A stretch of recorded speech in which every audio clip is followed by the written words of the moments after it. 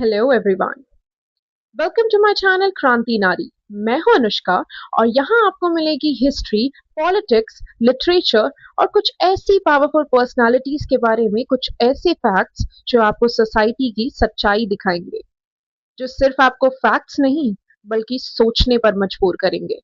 So if you are interested, don't forget to like, share and subscribe. इतिहास में कुछ लोग ऐसे होते हैं जो कहानियां नहीं, सच्चाइयां लिखते हैं, और ऐसी सच्चाइयां लिखने वालों की कहानी लोगों से पहले अदालतों में पेश की जाती है। आज मैं आप सभी के सामने ऐसे ही लेखक की जुबानी पेश करने वाली हूं जो शायद उस समय पे फेमिनिस्ट थे जब फेमिनिज्म एक्सिस्ट भी नहीं करता था। उर्दू के बेखौफ और बागी शायर जिसने परियों की कहानी नहीं, वैश्याओं की कहानी लिखी। कभी कभी समाज की घिनता के बारे में लिखा जो समाज सहन नहीं कर पाया। So today we are decoding the life of Saadat Hasan Manto.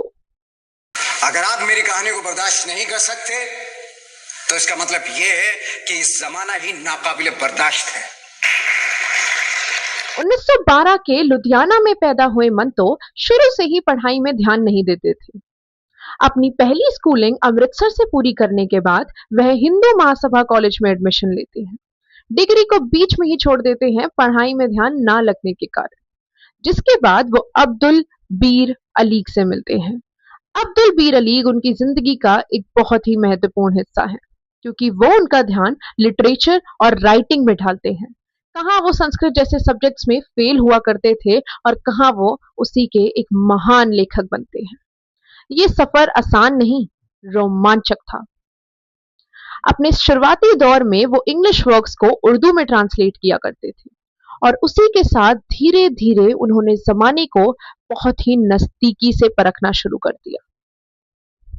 Manto के पिता Ghulam Hasan Manto British Indian judicial system के एक जज थे। अपने प्रोफेशन के जैसे ही वह बहुत ही स्ट्रिक्ट और डिसिप्लिन पर्सनालिटी के थे, जिसकी वजह से उनका और मंतो का नाता बहुत दूर था। वह जितना मंतो को पढ़ाई की तरफ खींचते रहे, उतना मंतो लिटरेचर में डूबता गया।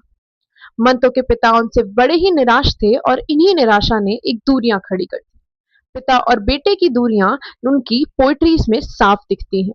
उनका गुस्सा और डर शायद एक वजह थी मंतो के पिता के बिहेवियर की।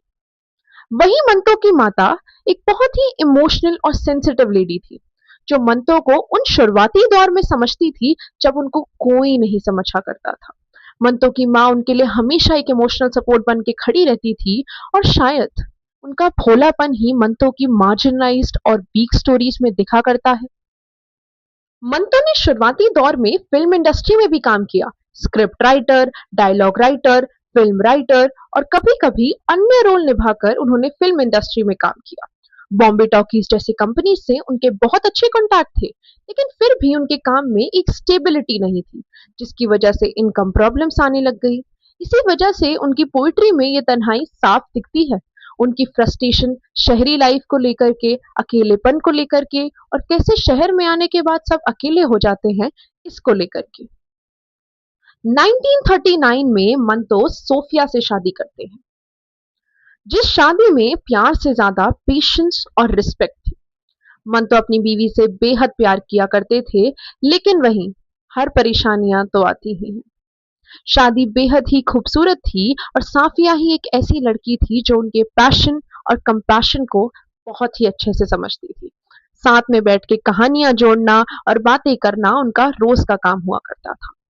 लेकिन परेशानियां जैसे कि पैसों की तंगी और मंतो पर बेहद सारे कोर्ट केसेस होना धीरे धीरे मंतो की हेट सोफिया तक जाने लगी। बच्चों पर असर पड़ा और शादी में रहना बहुत मुश्किल हुआ, लेकिन सोफिया ने उनका साथ कभी नहीं छोड़ा।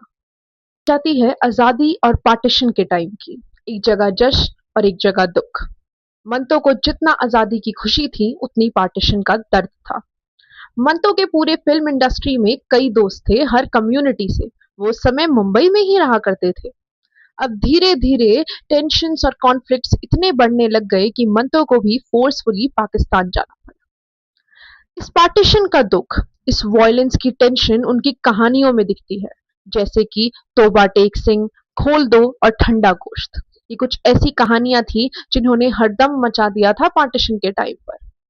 इन्हीं सब कहानियों की तरह एक बहुत बड़ी कंट्रोवर्शियल कहानी काली सलवार मेरे मन में अभी भी रह जाती है।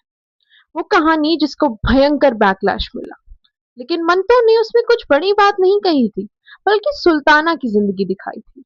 सुल्ताना एक बेचारी और बेबस औरत जो शहर में जिंदगी बसाने आई थी, जहां आने के बाद उसे दिखी शहर का तनाव और कैसे यहाँ सब अकेले हैं। एक काली सलवार पाने की इच्छा उससे क्या क्या करवा जाती है, और सुल्ताना का दर्द, इच्छाएं मारना, और सब इस कहानी में लिखा गया। लेकिन क्या है कि सच लोगों से झेला नहीं जाता। इस वजह से इस कहानी को मिला भयंकर बैकलैश। जिस बात पर मंतो लिखते हैं कि मैं तो लिखूंगा जो मैं लिखता हूँ, तो मुझे वो दिखाना बंद कर दो जो मुझे दिखता है, जिसको देखकर मैं लिखता हूँ, तो मैं वो लिखना बंद कर दूंगा जो तुम्हें दिखता है। सच लिखना आसान नहीं होता, और ये मंतो की कहानी से हमें साफ दिखता है। अब इस वीडियो का एक आखिरी पार्ट एक सवाल से खत्म करना चाहती हूँ कि क्या मंतो आज होते तो यूं ही सच्चाइयां लिखते या चुप हो जाते? क्या ये प्रशासन उन्हें चुप करा पाता? लेकिन मुझे लगता है कि मंतो हर हालत में लिखते, क्योंकि लिखना ही उनका जज्बा था। लेकिन सवाल आता है कि मंतो लिखते क्या? मुझे लगता है मंतो उन्हीं किस्सों के बारे में लिखते, बस थोड़ा घुमाकर। मंतो लिखते कि कैसे सोशल मीडिया पर लाइफ जितनी परफेक्ट लगती है उतनी है नहीं, कैसे असली जिंदगी तो स्क्रीन के पीछे है, और कैसे दर्द तो लोगों के दिलों में है। वो लिखते कि कैसे धर्म जात के विवादों की वजह से देश की असली संपत्ति लुटती जा रही है। वो लिखते कैसे मीडिया के दोगलेपन की वजह से देश में विवाद बढ़ते जा रहे हैं। वो लिखते कैसे औरतों को आजादी तो मिली, मगर कुछ कंडीशंस के साथ। मन तो होते तो सच लिखते। जिस बात से अब मुझे एक लास्ट लाइन मंतो की याद आती है कि औरत क्या चीज है। ये जानने के लिए आपको समझना होगा कि औरत चीज नहीं है। मुझे लगता है मैं मंतो को जिंदा रखना चाहती हूँ, उनके दिए हुए साहस और सच्चाइयों को जिंदा रखने चाहती हूँ, जमाने को दिखाने वाली सच्चाइयों को जिंदा रखना चाहती हूँ। मैं समाज को आईना आज भी दिखाना चाहती हूँ। मुझे लगता है मंतो की तरह मेरे पास भी एक ही सवाल है, क्या आप सब सच सुनना चाहते हैं?